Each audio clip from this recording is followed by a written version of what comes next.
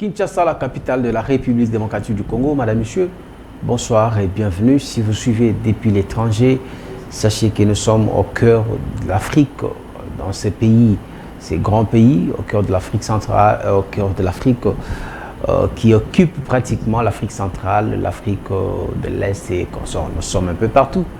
Sachez que la situation sécuritaire dans la partie est de notre pays demeure préoccupante. Le cessez-le-feu, j'allais dire, annoncé par le mouvement du 23 mars n'a pas été respecté. Est-ce que c'était un ballon d'essai? Est-ce que c'était une diversion? Et entre-temps, le facilitateur Uhuru Kenyatta, l'ancien président kenyan, est à Kinshasa pour, selon certaines langues, tenter de convaincre Kinshasa à négocier avec les terroristes du M23.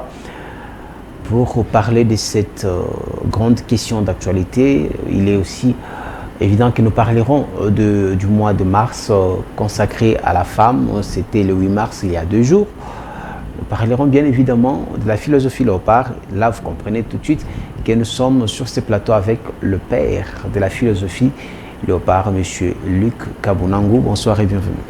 Bonsoir, c'est toujours un plaisir de partager votre studio et de répondre à vos invitations. Merci. Le plaisir est partagé, je l'ai dit à l'entame de cette émission. Kinshasa est très mouvementé ces derniers temps, diplomatiquement parlant. Oui.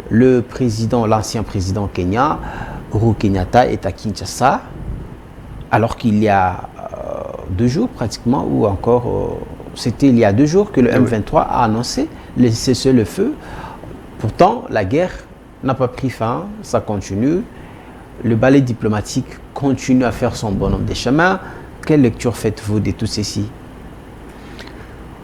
Écoutez, c'est une déception que de constater que le M23, qui cette fois s'est engagé, malgré que c'est pour la énième fois, respecter le cessez-le-feu et l'a annoncé même le jour venu, le 7 mars, mais qu'il continue encore à attaquer les positions des FARDC et à essayer... Selon eux, c'est le FARDC qui attaque, selon le communiqué. Essayer de gagner du terrain. Moi, je pense que c'est le RDF, la force armée rwandaise. Nous parlons de M23. Je pense que nous devons quand même, nous savons tous que c'est le Rwanda qui agresse la RDC et qui a trouvé quelques éléments congolais pour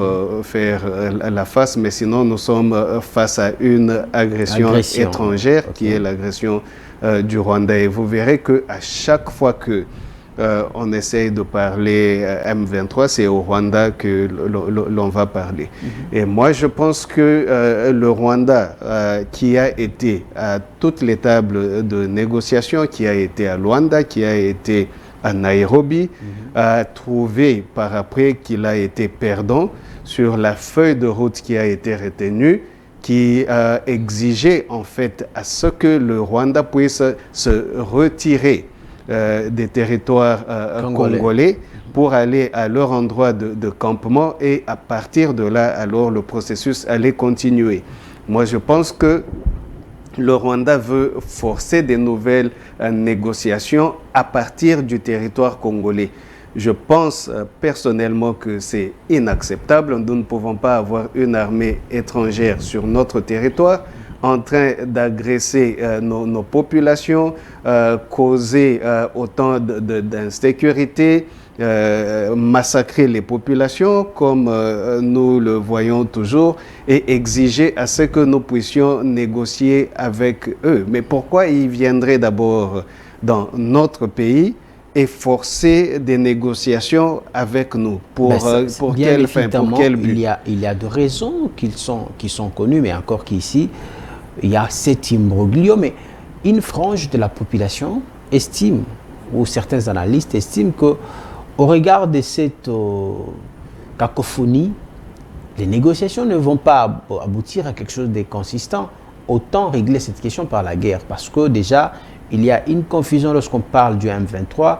C'est soit le Rwanda qui est cité, alors que les Rwandais essayent de nier. Lorsqu'on va négocier avec les Rwandais, les M23 revient à charge pour dire qu'il faut nous contacter directement. Vous comprenez pas que là, on est en train de nous mener en bateau. Il faut carrément en découdre et finir une bonne fois pour toute cette guerre. Écoutez, le M23 n'existe pas. Le M23, c'est RDF. C'est ça. Les troupes rwandaises traversent nos frontières presque au quotidien pour venir attaquer les positions des FARDC, sinon renforcer leurs troupes qui ont précédé, qu'on appelle M23 ici. En découdre par la guerre, je ne vois pas où est la différence quand vous dites qu'il y a une frange de la population qui demande cela, parce que déjà, nous avons notre armée qui est engagée et qui fait tout pour repousser l'ennemi. Et dans la communication régulière de l'armée, nos officiers nous disent déjà que ils repousseront si l'ennemi ne veut pas y aller par la voie pacifique, tel que cela a été tracé, notamment par les accords ou la feuille de route, de Luanda, adoptée par Nairobi. À ce moment-là, nous allons les pousser jusqu'à sécuriser le dernier centimètre, millimètre de notre territoire. Voilà, mais c'est là où on est un peu confus, c'est lorsque, d'une part, vous parlez de la feuille de route, mais sans vouloir des négociations. C'est-à-dire que Kinshasa s'appuie sur la feuille de route qui exige à ce que qu'il y ait un cessez-le-feu et un retrait, sachant que le M23 occupe déjà une bonne partie de notre territoire et qu'ils ne peuvent pas aller si on ne leur propose quelque chose en retour. Comment est-ce que vous expliquez ceci? Donc, on refuse le cessez-le-feu, comment? Les négociations, mais on s'appuie sur... la RDC n'a jamais attaqué le Rwanda. Il n'y a jamais eu d'attaque à partir du territoire congolais au Rwanda. C'est le Rwanda qui est venu et qui nous attaque, qui nous agresse. Même au jour d'aujourd'hui, quand vous parlez cessez-le-feu, les FARDC ont gardé leur position. C'est à chaque reprise que le Rwanda essaye de gagner encore plus de territoire. C'est à ce moment-là qu'il y a la riposte des FARDC. Sinon, moi, j'estime que le Rwanda, qui déjà a annoncé qu'il allait respecter le cessez-le-feu, il faut qu'il respecte toute la feuille de route, qu'il retire ses troupes jusqu'à l'endroit qui a été désigné, et puis le reste s'en suivra. Mais quand il s'agit des négociations, même quand vous parlez de négociations, bon, nous devons aussi savoir que nous-mêmes, Congolais, toute la population congolaise, sans exception, refuse le genre de négociation du passé, là où on prenait des sujets rwandais pour les intégrer dans les forces de sécurité de la RDC, les renseignements, l'armée, la police, et les intégrer même dans les structures, les institutions politiques et administratives de la République. Ça ne peut pas se faire. Le Rwanda lui-même ne peut pas accepter ça. Déjà maintenant, le Rwanda refuse de parler avec ses citoyens qu'il a chassés autrefois en 94, pour renégocier aussi et ramener et faire la paix au Rwanda. Et aujourd'hui, il faut que la RDC en souffre, mais ça, nous savons aujourd'hui que c'est juste un prétexte, parce que le Rwanda a trouvé quelque chose de meilleur en RDC sur laquelle il a mis la main et qu'il ne veut pas lâcher. Alors, l'ancien président kenyan est à Kinshasa, Uhuru Kenyatta, qui est le médiateur de l'EAC désigné. Alors, comment est-ce que vous voyez l'issue de cette... de sa mission diplomatique? Est-ce que Kinshasa va céder, Kinshasa va répondre favorablement à sa demande, ou vous pensez tout simplement qu'il est venu faire une balade de santé? Vous semblez connaître déjà la demande du président Kenyatta. Mais bien évidemment, parce que ça c'est notre façon d'analyser aussi les choses. Oui.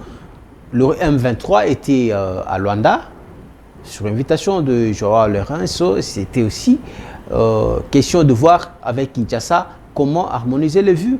On peut penser que dans la même optique, c'est cette raison qui l'amène ici à Kinshasa. Écoutez, le M Rwanda était à Luanda, même quand on a retenu cette feuille de route que nous demandons qu'elle soit mise en application. Et quand on parle de négociation, il y a eu une série de négociations à Nairobi avec tous les groupes armés, d'où le M23, lui, s'était retiré parce qu'il voulait négocier, lui, directement et seul avec le gouvernement. Ce qui a été fait, ce qui nous a amené à la feuille de route pour laquelle nous insistons aujourd'hui que nous devons la respecter et la mettre en application et qu'il se retire. Parce que ce n'était pas à Nairobi avec tous les autres groupes armés qu'on avait retenu cette feuille de route, mais par contre, c'était par les négociations à Luanda parce qu'eux, ils voulaient un traitement particulier, différent. On leur a accordé cela et depuis, voilà qu'ils font, ils font pas en arrière encore. Mais nous ne pouvons pas, nous, la RDC, continuer sur cet élan alors que notre République est déstabilisée. Cette année, c'est une année électorale. Cette insécurité est en train d'hypothéquer les échéances électorales en vue, avec les conséquences que nous pouvons entrevoir de déstabilisation, d'une crise politique probable et tout ça là.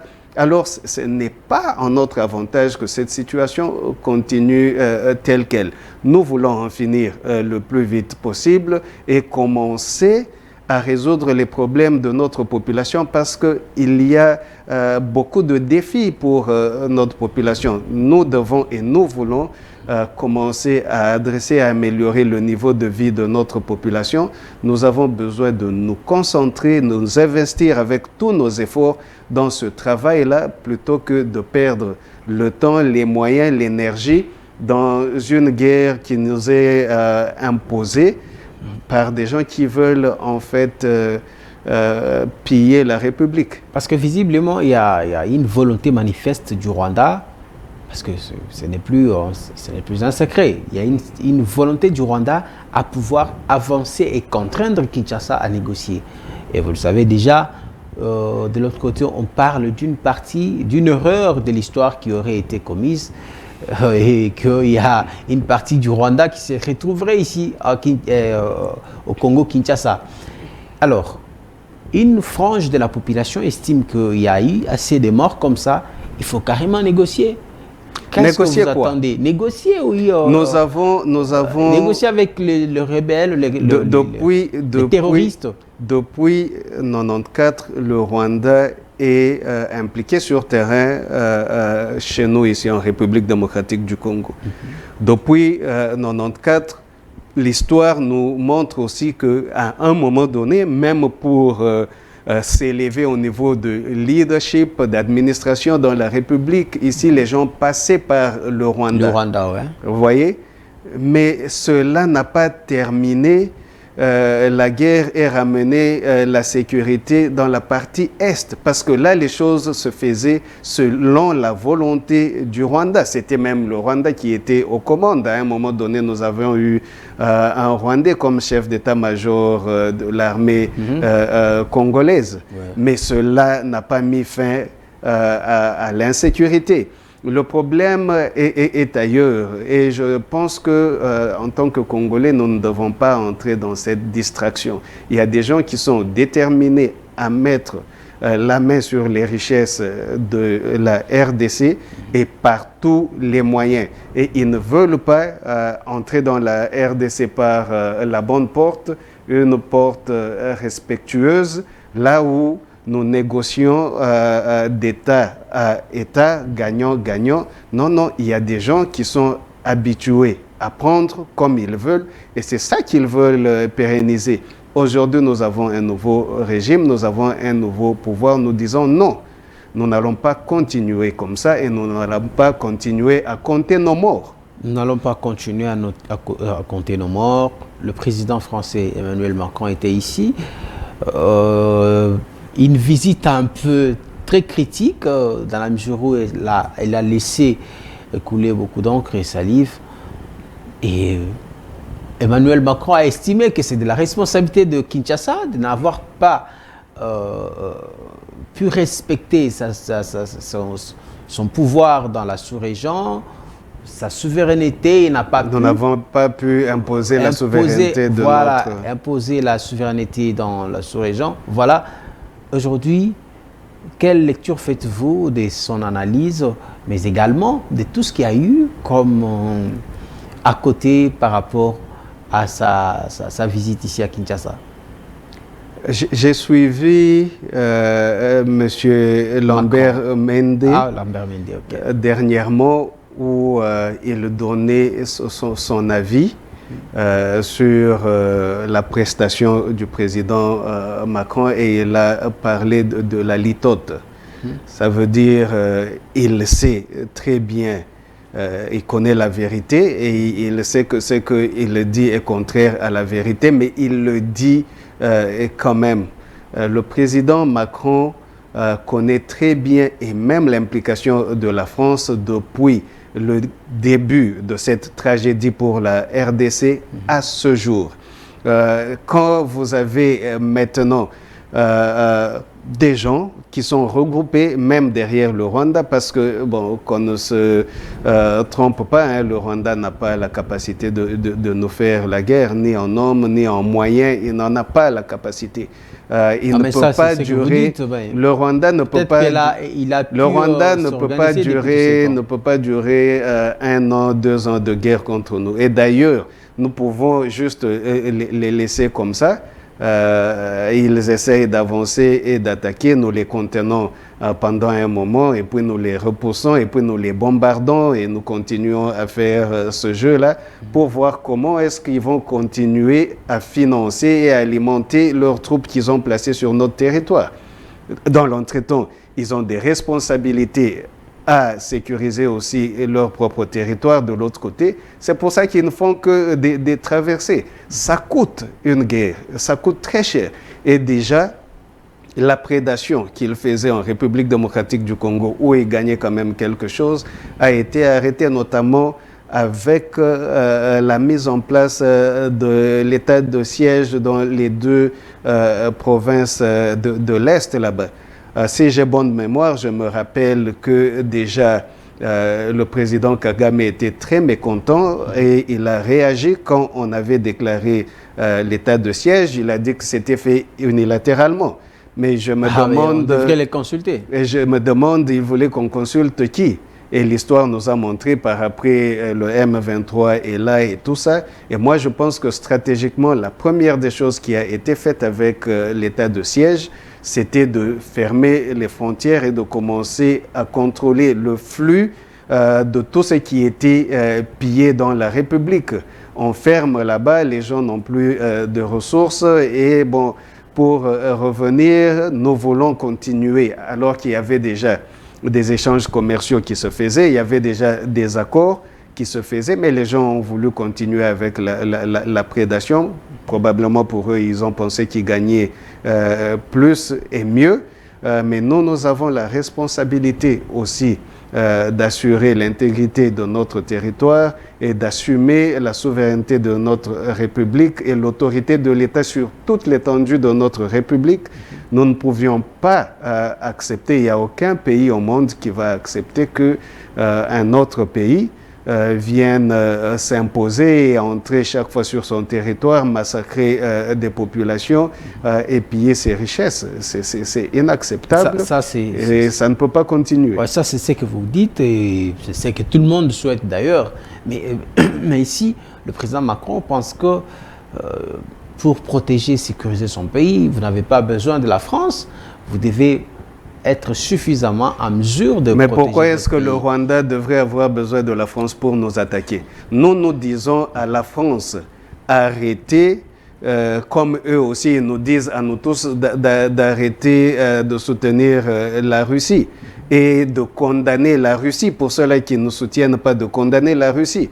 Pourquoi lui, il va exiger cela aux autres, et quand il s'agit du Rwanda où lui, il est actif, lui, bon, je parle de la France, elle est vraiment active dans son soutien au régime rwandais. Nous ne devons pas interpeller la France pour dire, monsieur, arrêtez quand même, parce qu'il y a quelque chose qui ne va pas ici et qui va à l'encontre de toutes les conventions internationales, des lois internationales, et vous êtes quand même membre de la communauté des pays de ce monde ici, les Nations Unies, qui a ces conventions, qui a ces règles, qui a ces lois. Nous devons les respecter, et par là, nous devons en fait non seulement dénoncer, aller au-delà des dénonciations et sanctionner le Rwanda, et pourquoi pas soutenir la RDC contre cette agression rwandaise, parce qu'aujourd'hui l'Ukraine est soutenue contre l'agression russe. Alors, après ces points de presse très bouillonnants, oui, il y a eu une vaste polémique, des analyses sont allées dans tous les sens, que ce soit de la presse étrangère ou nationale. Mais il y a une frange de la presse, ou carrément de la population aussi, qui pense que ceci n'était qu'une comédie et que cette posture qu'affichait le président congolais n'était qu'apparente. Dans les coulisses, peut-être, il y a des choses sur lesquelles il est vraiment très mou, en fait. C'est un peu ça le mot. Bon, nous sommes Congolais et nous savons tous que le Congolais aime la polémique, il aime la calomnie. J'y arrive, oui, si vous permettez. Je voudrais placer un mot, oui, okay, parce que c'est ça d'ailleurs la question. Il y a une autre frange qui pense que cette attitude du président Tshisekedi, ça augure une nouvelle génération de dirigeants africains. Croyez-vous en cela, ou vous pensez tout simplement que c'était une comédie comme une autre écoutez, je ne pense pas qu'il y a eu comédie dans ce qui s'est passé. Le président français ne va pas se déplacer avec 150 hommes d'affaires, avec plus de 50 chefs d'entreprise pour venir faire la comédie ici. Ce genre de pays-là ne fonctionne pas de cette façon-là. Et dans les échanges qu'il y a eu entre le président Macron et le président Tshisekedi, moi, j'aimerais dire que nous devons rester sur l'essentiel. L'essentiel est que le président français est venu négocier sa part des relations avec la RDC, les relations particulièrement économiques, et de notre côté, la RDC négociait aussi sa part du point de vue économique et du point de vue de l'intégrité et de la souveraineté de la République.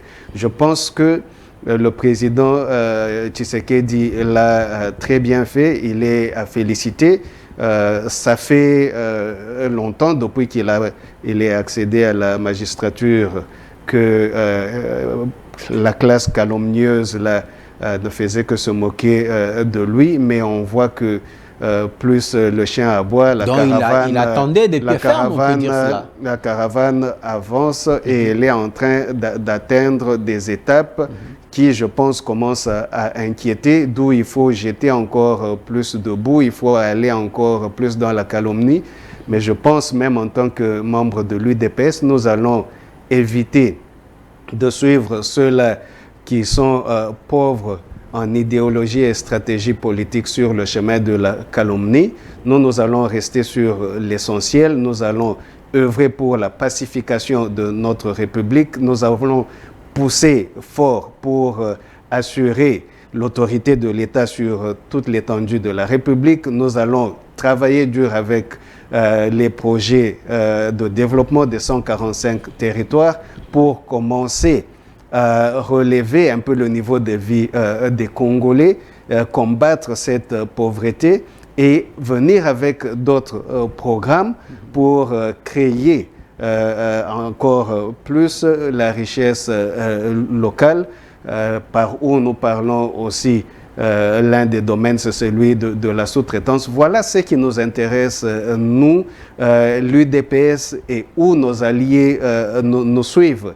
C'est que nous voulons commencer à résoudre les problèmes congolais, nous ramener chaque fois sur le schéma de la calomnie, des polémiques, mais on n'en a même pas le temps. Alors, un autre élément très essentiel d'ailleurs qui a retenu l'attention de plusieurs, c'est la question des élections. Oui. Le président en a parlé lorsqu'il évoque la situation sécuritaire. Il n'est pas le seul d'ailleurs, parce que même le FCC a demandé à la centrale électorale d'arrêter les opérations d'enrôlement dans ce coin-là. Décidément, il n'y aura plus d'élection en 2023 parce que les vues commencent à s'harmoniser petit à petit. Les avis commencent à converger. On sent l'opposition, d'ailleurs la plus dure, qui est le FCC, aller dans le même sens des privilégiés aujourd'hui la sécurité du territoire national au détriment des élections. On peut dire que le coup réussit et que finalement le glissement est consacré. Bon, c'est des terminologies qui ont intégré maintenant notre environnement politique, mais si nous voulons rester sur l'essentiel, sur terrain, nous connaissons certaines réalités, nous avons beaucoup de défis, des défis qui affectent même la gouvernance de la République. Nous n'avons pas eu le temps, par exemple, d'essayer de mobiliser des moyens pour faire une partie qui devrait normalement précéder le processus électoral, l'enrôlement et tout ça, qui pouvait aussi quelque part attaquer la question de l'insécurité de l'Est là-bas, qui est l'identification de la population. Ça prend du temps, ça prend des moyens. Nous nous retrouvons aujourd'hui au-delà de l'identification de la population, parce que vos électeurs doivent être dûment identifiés. Cela n'a pas été fait, mais nous faisons avec les moyens de bord, nous avançons quand même avec le processus parce qu'il y a besoin d'amener le Congolais dans le respect de l'état de droit. Nous devons arriver à respecter notre constitution et donc organiser les élections dans le délai constitutionnel. Mais au cas où aujourd'hui la situation persistait telle que... J'y arrivé, mais il se fait que sur terrain, la réalité est qu'il y a des défis que nous rencontrons, tels que, au-delà d'autres, comme je venais de dire, l'identification qui n'a pas été faite, nous avons autant de déplacés, non seulement les déplacés, cette insécurité, cette déstabilisation de l'Est de la République rend la tâche facile. Déjà avec les infrastructures de base au niveau où elles sont dans notre République, c'est une grande tâche que l'on demande à l'organe technique qui est la CENI à organiser les élections dans ces conditions. Ce qui devrait se faire et ce que nous aimerions voir, c'est qu'on ne dépasse pas le délai constitutionnel parce qu'il faut asseoir ce principe-là. Il faut qu'on arrive à intérioriser cela dans le Congolais. Alors, mais la réalité étant sur terrain, s'il arrivait que on ne soit pas en mesure, à cause de tous ces éléments qui causent préjudice, quelle serait la suite? Quelle serait l'option à prendre? Moi, je pense que les constitutionnalistes pourraient nous aider sur la question. Et encore, moi, je ne pense pas qu'on devrait accepter qu'il y ait un retard prolongé qui commence à aller vers les 2 ans, comme on a vu sous d'autres régimes. Moi, je pense qu'à ce moment-là, c'était des gens qui voulaient rester au pouvoir à tout prix et qui ont manigancé des formules pour y rester. Mais nous ne sommes pas pour ça. Nous avons passé autant d'années de lutte pour ramener l'état de droit dans la République et c'est ça que nous allons faire. Alors, si la situation persiste, les constitutionnalistes vont devoir plutôt interpréter la Constitution pour voir dans quelle mesure glisser en douceur, mais ne pas non plus abuser. C'est ça, si je comprends très bien. Ah oui, c'est ça. Et ne plus abuser, ça veut dire ne pas basculer dans tout ce qui n'est pas constitutionnel. Très bien. Parce qu'il y a des gens aussi qui trouvent là une opportunité pour dire il faut faire un partage de pouvoir. Le gouvernement tombe et puis alors tout le monde vient. Mais sur base de quel texte? Voilà. C'est pour ça que, je vous dis... exceptionnelle, on cherche également des mesures exceptionnelles. Oui, mais il ne faut pas que ce soit du clientélisme à chaque moment, alors que nous voulons être beaucoup plus du côté de l'état de droit. Il ne faut pas à chaque fois que nous faisons 3 pas en avant, qu'on en fasse 10 en arrière. Alors, parce que ceux-là qui trouvent sur base de quoi, ils vont proposer qu'il puisse y avoir partage de pouvoir. Quelles sont les bases? Vous êtes attaché aux valeurs démocratiques, vous êtes nationaliste. Vous êtes également le père de la philosophie Léopard, je vous ai présenté ainsi. Oui. Depuis un moment, les Congolais sont habitués à voir vos idées qui vont dans cette logique. Aujourd'hui, c'est le mois de mars. Vous êtes, au-delà d'être le père de la philosophie Léopard, vous êtes également membre d'un parti politique. Oui. Aujourd'hui, si il vous était demandé d'expliquer la pensée dont nous parlons ici, c'est la philosophie Léopard, oui, au regard de la femme congolaise, parce que là, le contexte est tel que la femme doit se mettre, doit être compétitive. Vous, en tant que père de cette philosophie, quel modèle de femme voyez-vous pour un pays fort, un pays basé sur la philosophie Léopard, j'allais dire? Je pense que la question en elle-même est un peu teintée de discrimination. Parce que pourquoi on va parler du modèle, du type de femme qu'on aimerait voir pour élever ce pays et on ne le dit pas pour les hommes. Tout non, ce que là, nous voulons... J'ai contextualisé ma question parce que c'est le mois de mars, on fait plus mention de la femme. Oui, oui. Et je réponds. Je réponds justement sur base de ça parce que c'est le mois des droits de la femme. Et déjà, quand on est teinté un peu de discrimination, déjà on affecte les droits de la femme. C'est la mentalité que l'on devrait laver et considérer la femme comme un être égal à l'homme, avec des talents différents, avec des dispositions différentes, comme vous et moi, nous avons aussi nos différences, mais qu'il puisse y avoir équité, qu'elle puisse avoir accès à toutes les opportunités selon ses capacités, comme les hommes, nous les avons aussi. Qu'on ne puisse pas cloisonner la femme quelque part sur base de son genre. On dit oui, c'est la femme, alors il faut la traiter comme ça. Et ce mois ici devrait nous rappeler toutes les discriminations qu'il y a eu contre la femme.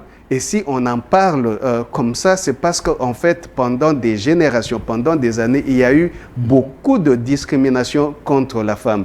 On doit essayer d'érayer tout ce qui reste de discriminatoire contre la femme, la prendre comme un être égal à l'homme, quitte à ce qu'elle puisse aussi s'épanouir et qu'elle puisse prendre ses orientations sans des restrictions discriminatoires. C'est comme ça que nous aimerions voir même au niveau de la philosophie Léopard, parce que j'ai toujours dit la philosophie Léopard a pour socle les facteurs de bonne gouvernance qui sont entre autres les droits humains et aussi l'état de droit. Vous ne pouvez pas voir un joueur qui est capable, qui a ses compétences et qui peut jouer un match qu'on lui refuse de jouer pour une raison ou pour une autre. Déjà, nous voyons dans beaucoup de cas, les sportifs, prenant dans le foot, pas seulement le foot, au-delà, qui aussi se mettent contre la discrimination et qui disent non au racisme dans le football, non au racisme. C'est ça la philosophie. Les léopards ne vont pas accepter une situation où il y a discrimination raciale contre certains joueurs. Donc, dans la philosophie, pour terminer, dans notre philosophie, nous voulons promouvoir les droits humains, les droits de l'homme, et c'est là que la femme trouve son compte aussi, parce que nous refusons toute forme de discrimination. Oui, on peut bien vouloir accorder de l'espace à la femme, mais est-ce que cette femme aussi, elle s'est mise dans cette posture où carrément elle a pris conscience de cette place qu'on lui accorde? Parce qu'il ne faut pas qu'on fasse également des cadeaux à la femme. Parce que vous avez parlé ici de la philosophie léopard qui est basée sur des valeurs. Et dans ces valeurs, il doit y avoir également de la méritocratie. Est-ce que faut-il qu'on prenne des femmes tout simplement parce qu'elles sont femmes, elles ne doivent pas être victimes de la discrimination, ou carrément on doit prendre des femmes parce qu'elles sont compétitives et à mesure d'assumer... C'est de la discrimination encore. Quand on veut être juste, quand il y a eu un déséquilibre, il faut remédier à la situation. On ne va pas garder quelqu'un dans l'esclavage pendant autant d'années. Il n'a jamais eu des responsabilités pour prendre soin de lui-même, et demain on lui dit nous te lâchons, va te débrouiller et tout ça. Vous l'assistez, vous l'équipez, vous le mettez dans une position où il peut vivre et continuer avec son parcours. La même chose, un bon exemple, c'est quand vous prenez des animaux, même des animaux sauvages qui se sont retrouvés dans une situation, par exemple, de blessure, et ils se sont retrouvés dans un hôpital et après traitement, avant de les relâcher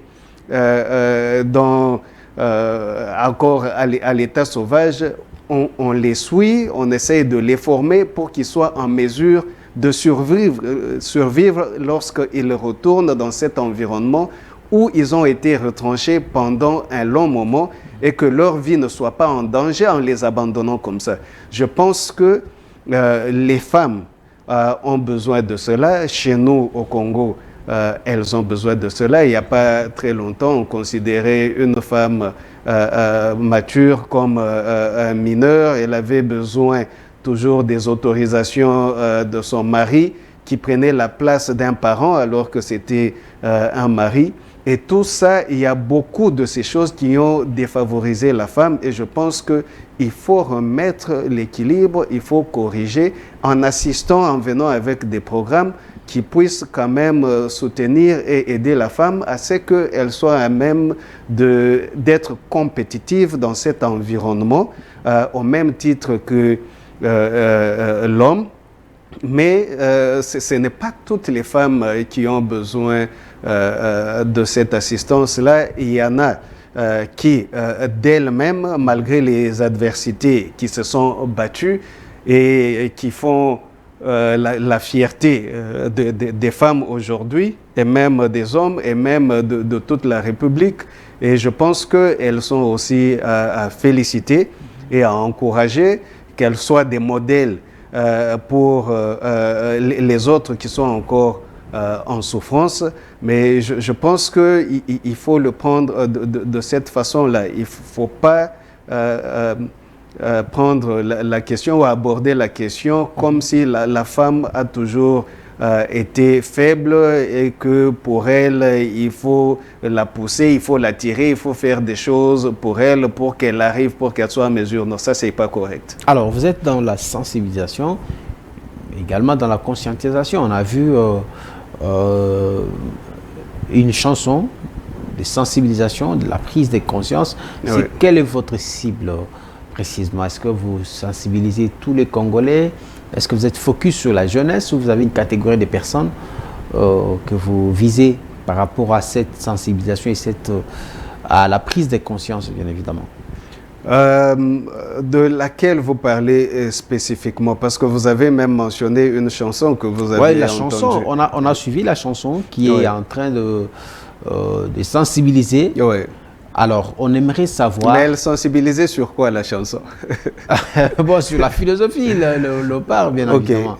Alors, nous voulons ici savoir la catégorie des personnes que vous visez. Est-ce que c'est quoi? C'est quelle catégorie que vous ciblez, évidemment? La philosophie Léopard mobilise tous les Congolais. C'est pour tous les Congolais. Il n'y a pas d'âge dans la philosophie Léopard pour aussi longtemps que ça peut éveiller l'esprit patriotique et mobiliser les Congolais tous ensemble sur des objectifs communs. Derrière l'autorité compétente, il y a deux fois c'est le président de la République, il y a deux fois c'est le gouvernement, pour arriver à garder le drapeau de notre pays haut avec des résultats positifs. L'un des exemples, c'est l'agression rwandaise. Nous voulons avoir tous les Congolais mobilisés derrière nos FARDC, derrière le gouvernement, derrière le commandant suprême des FARDC pour défendre l'intégrité de notre territoire. Un autre sujet où nous pouvons mobiliser tous les Congolais.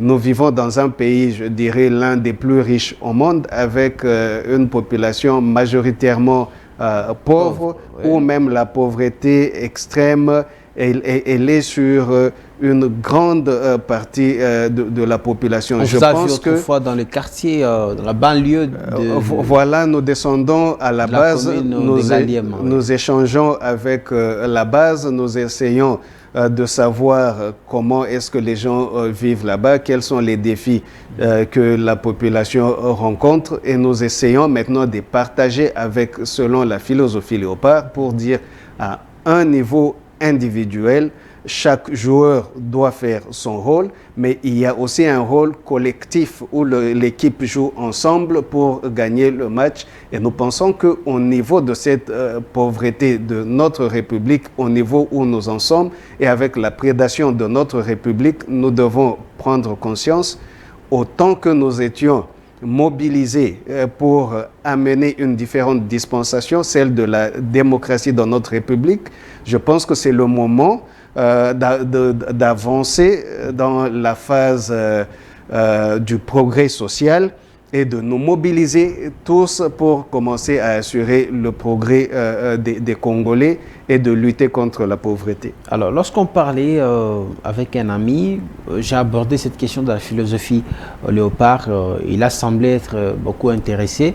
Mais il a demandé est-ce que vous avez prévu ces genres d'activités où on peut vous voir dans des milieux universitaires, parce qu'aujourd'hui, on sent que cette philosophie va dans la logique de la formation à la nouvelle citoyenneté. Oui. Est-ce que, parce que c'est pratiquement quelque chose qui, depuis un moment, a cessé d'être l'apanage de l'État et que vous êtes aujourd'hui en train de pallier à ces vides, est-ce que vous entrevoyez ces genres d'activités dans le milieu académique, scolaire, pour que finalement, les tout petits qui ont encore le temps d'apprendre comprennent ce que c'est que la philosophie Léopard? Absolument. Je crois qu'il y a tout un nombre d'activités que nous pouvons faire. Il y en a déjà que nous faisons et il y en a que nous planifions. Et tenir des conférences, nous avons fait dans le passé, concentrer beaucoup plus sur l'entrepreneuriat parce que nous avons pensé que il fallait attaquer quand même cette question de la pauvreté, et nous pensons que la voie la meilleure c'est l'entrepreneuriat. Oui, parce que nous avons encore une mentalité aujourd'hui ancrée dans la majorité, je dirais, d'après mon observation, des Congolais qui veulent assez que le gouvernement fasse tout, donne tout, que le gouvernement crée. Alors que de l'autre côté, nous entreprenons déjà beaucoup de gens à leur niveau, les mamans à Mapa, les mamans qui vendent la banane, qui vendent tout ce que nous voyons, ce sont des entreprises déjà.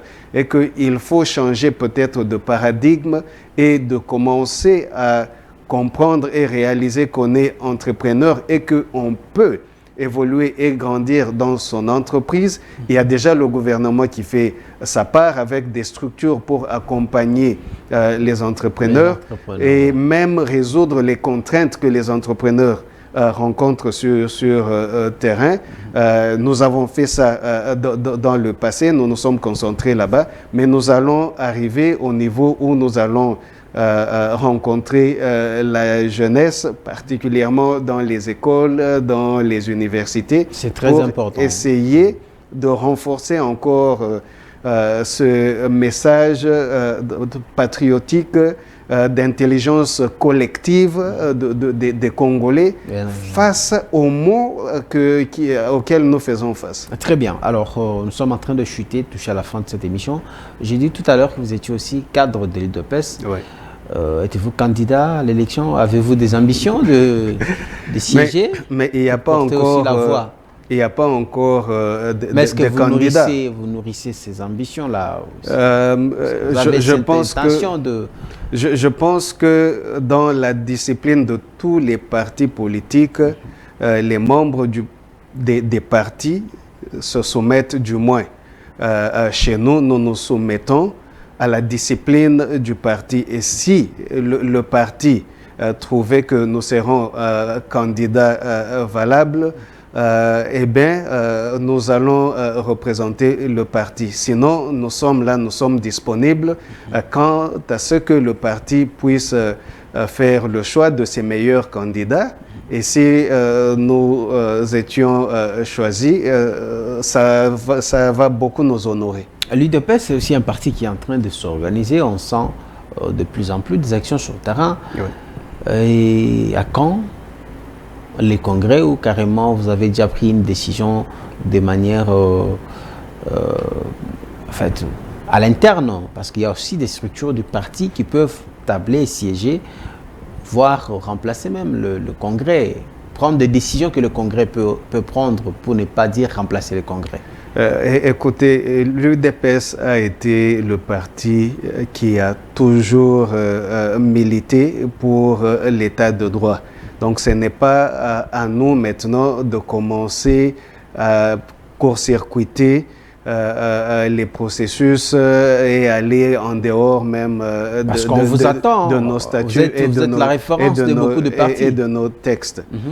Cela dit, au niveau du Congrès, je n'ai pas d'informations, je ne peux pas en créer ici. Le jour où cela sera annoncé, de toutes les façons, toute la République aura l'information et nous irons au Congrès et nous ferons ce qui sera prévu au Congrès pour... je pense que vous vouliez aller vers le candidat président du parti. Bien évidemment, c'est ce qu'on attend pour savoir. Soyez patients, nous avons des préférences, nous pouvons exprimer nos préférences. Pour le moment, personnellement, je voterai pour le président actuel pour un deuxième mandat. Je pense que la majorité, je pense que la majorité des membres du parti sont favorables à ce choix-là, mais il faudra attendre que le parti puisse se prononcer de la façon qui est due. Alors très bien, vous avez été notre invité ce soir, c'était un plaisir. Vous avez une caméra en face de vous, adressez-vous à cette population qui vous a suivi, à ceux qui aimeraient bien évidemment se joindre à vous dans la philosophie Léopard, parce que il faut dire que cette philosophie est de plus en plus appréciée et beaucoup voudraient entrer en contact avec vous. Vous pouvez lancer un message, mais pourquoi pas. Pour les contacts, les gens peuvent nous contacter pour en savoir un peu plus. Alors, envoyez un message à tous ceux qui vous ont suivis, tous les Congolais, compatriotes et également qui nous ont suivis partout. Merci beaucoup. Nous savons depuis un temps, nous sommes suivis dans le pays et aussi dans la diaspora.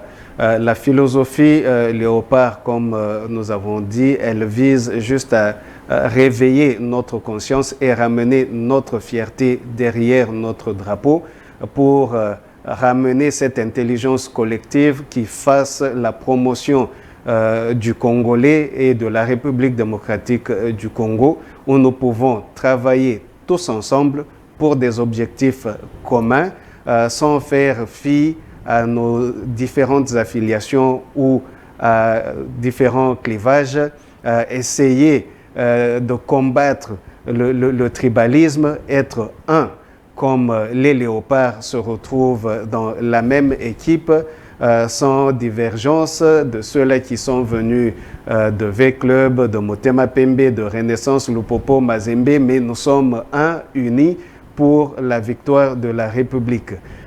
Nous continuerons nos activités et nous partagerons sur la philosophie pour que beaucoup de gens puissent s'en imprégner, et nous pensons que beaucoup de gens pourront aussi s'en approprier, parce que c'est une philosophie qui vise en fait la promotion de la RDC et du Congolais partout où il est, dans la République comme à l'extérieur du pays. Dans la République comme à l'extérieur, c'était votre mot de la fin. Merci, tout le plaisir était pour moi de vous recevoir sur ces plateaux. Madame, Messieurs, vous nous avez suivis partout à travers le monde. Sachez que ça nous touche énormément de savoir que vous êtes fidèles à nos antennes, à nos programmes. Bien évidemment, restez branchés parce que le journal, c'est tout à l'heure avec Béni Moni. Moi, je vous retrouve la semaine prochaine. Au revoir. Merci, M. Morin. Merci beaucoup. Au revoir.